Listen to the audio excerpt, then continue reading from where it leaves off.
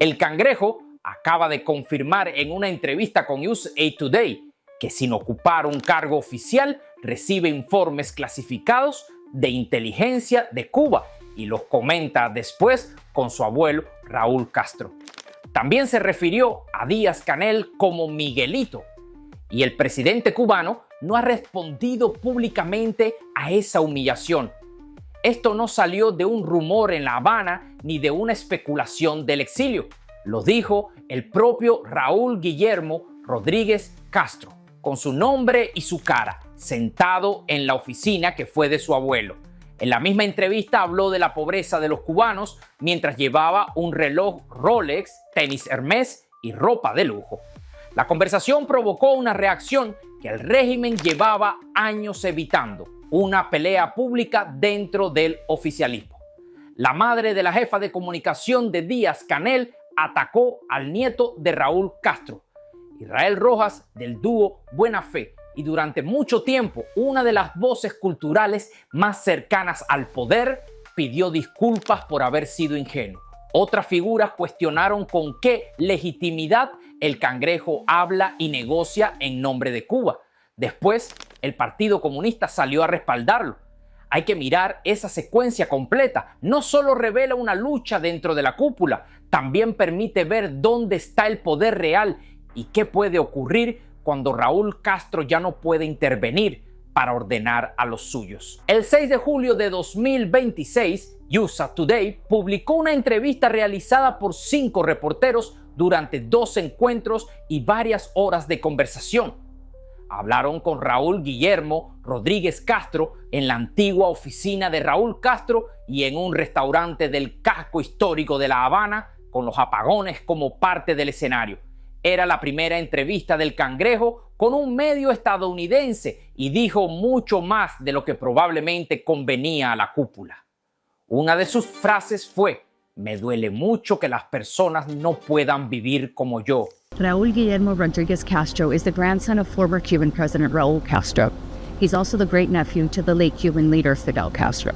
Now, he says he's ready to negotiate the future of Cuba directly with U.S. President Donald Trump. No habló de la pobreza de manera abstracta. Comparó la vida del país con la suya, la de un hombre que aparece con un Rolex Submariner, tenis Hermès, una camiseta Hugo Boss y un portafolio Salvatore Ferragamo. For several hours, over 2 meetings, we had a wide-ranging conversation that hit on current U.S.-Cuba talks and his vision for this island's future. We met in the office that was once Raúl Castro's, an office that is now his, and in a hip restaurant in Havana's historic sector, amid rolling blackouts. En un país donde el salario promedio, según las cifras citadas, ronda los 15 euros al mes. La frase pretendía sonar empática, pero terminó describiendo la distancia entre la familia gobernante y el resto de los cubanos. El Cangrejo sabe que existe una Cuba para los herederos del poder y otra para quienes viven entre apagones, escasez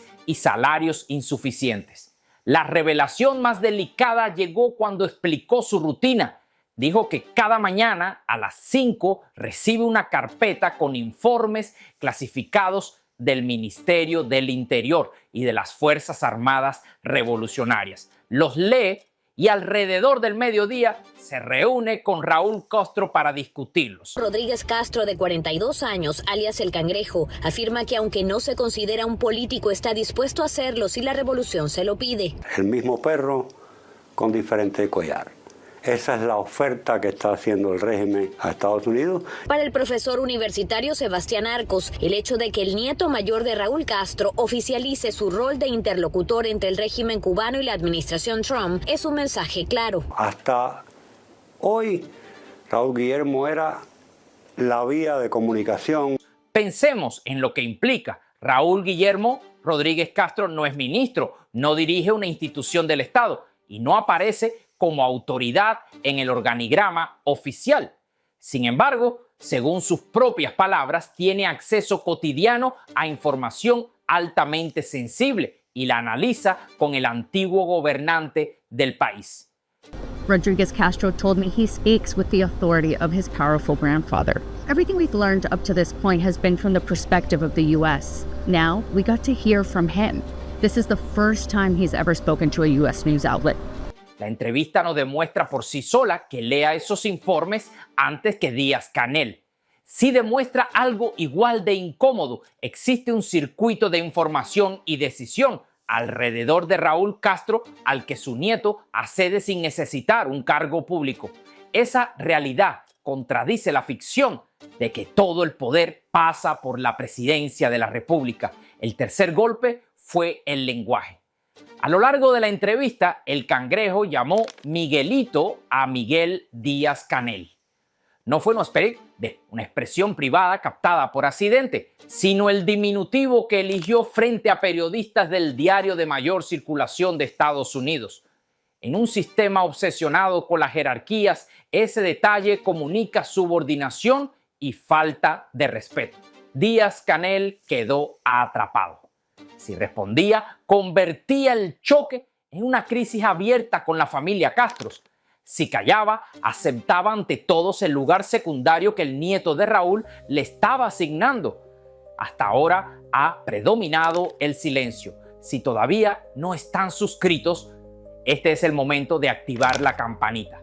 Lo que vino después de la entrevista permite entender por qué esas frases no quedaron como simples errores de comunicación. Para explicar la hostilidad entre Díaz-Canel y el Cangrejo, hay que separar lo comprobado de lo que circula desde hace años dentro de Cuba. Débora Castro Espín es hija de Raúl Castro y madre de Raúl Guillermo Rodríguez Castro. Creció en el núcleo más cerrado del poder cubano. Fuentes citadas previamente por este canal sostienen que en algún momento tuvo una relación con Miguel Díaz-Canel y que el Cangrejo interpretó aquello como una traición a su familia. El régimen nunca ha confirmado esa versión. También circula el relato de un acto oficial en el que el Cangrejo habría apartado a Díaz-Canel con la mano y le habría exigido que se quitara del medio. Algunas versiones hablan incluso de un empujón. Otras fuentes han atribuido al Cangrejo una agresión que habría dejado a Díaz-Canel con una lesión visible en un brazo.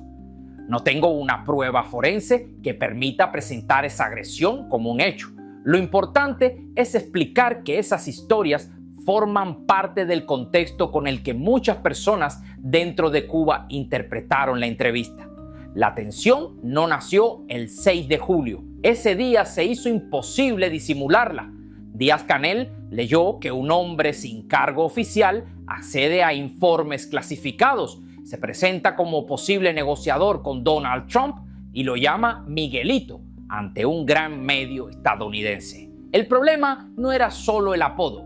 La entrevista mostraba al presidente como un administrador formal, mientras el poder familiar operaba por otra vía. Por eso, esta pelea no puede reducirse a una disputa de egos. Es una crisis de legitimidad. Una pelea personal podría cerrarse con una conversación privada.